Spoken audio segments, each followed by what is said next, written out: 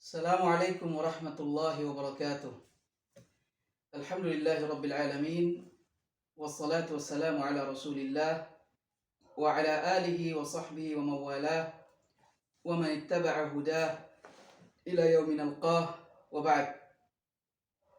Para thalabul ilmi sekalian, kita akan melanjutkan pelajaran kita dari kitab Silsilah Ta'lim Al-Lughah Al-Arabiyyah. Pada pertemuan kali ini kita akan mempelajari tentang isim. Isim atau jumlah ismiyah terdiri dari dua rukun penting. Tahtaju al-jumlatu al-ismiyatu ila jumlah ismiyah. Tahtaju ila membutuhkan, yang pertama adalah al-mubtada'u, membutuhkan mubtada'. Kemudian yang kedua membutuhkan khabar. Apa artinya mubtada'? Mubtada' artinya ismun yaqa'u fi awwalil jumlati, isim yang terletak di awal kalimat. Kata benda yang terletak di awal kalimat namanya adalah mubtada'. Apa artinya khabar? Khabar artinya ismun yukammilu ma'nal jumlati ma'al mubtada'i, isim yang melengkapi makna kalimat tersebut bersamaan dengan mubtada'.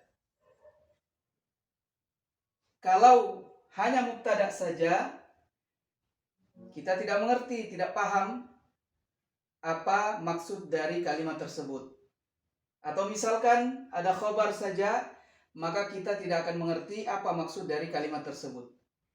Jadi jumlah ismiyah itu harus ada mubtada dan harus ada khabar.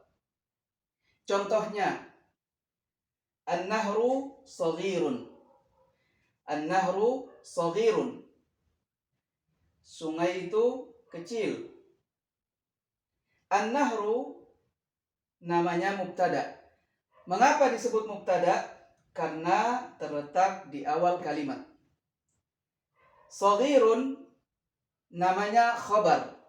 Mengapa disebut khabar? Karena kata shaghirun melengkapi makna mubtada. Kalau kita katakan an-nahru saja, maka orang tidak akan mengerti apa maksudnya an-nahru. Atau kita katakan shaghirun saja, maka orang pun tidak akan paham apa maknanya shaghirun, apa maksudnya shaghirun. Ketika dua rukun ini digabungkan pada jumlah ismiyah, maka orang akan mengerti maksud dari pembicaraan kita. An-nahru shaghirun, sungai itu kecil. Contoh lainnya yaitu al-ma'u qalilun.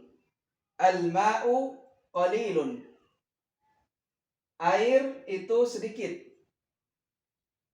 Kalau kita hanya mengatakan al-ma'u, apa maksudnya al-ma'? Apa maksudnya air?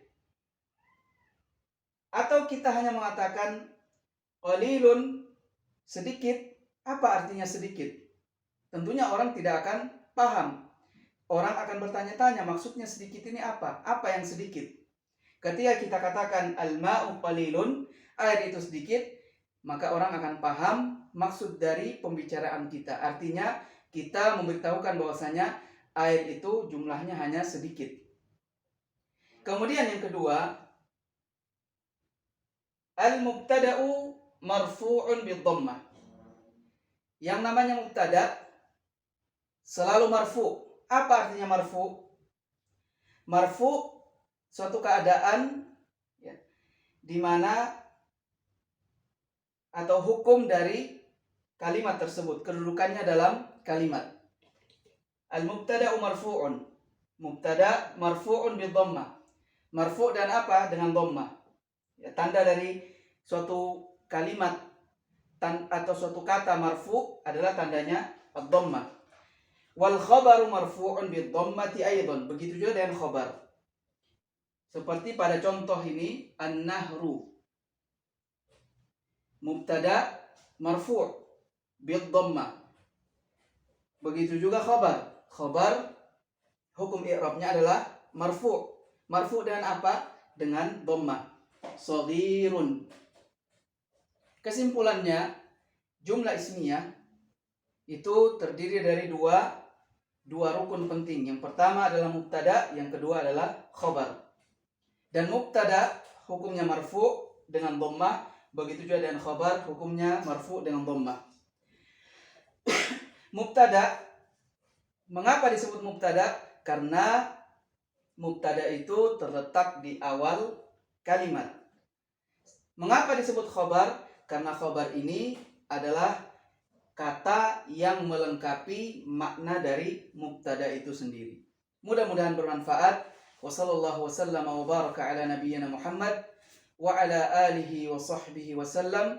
Wassalamualaikum warahmatullahi wabarakatuh.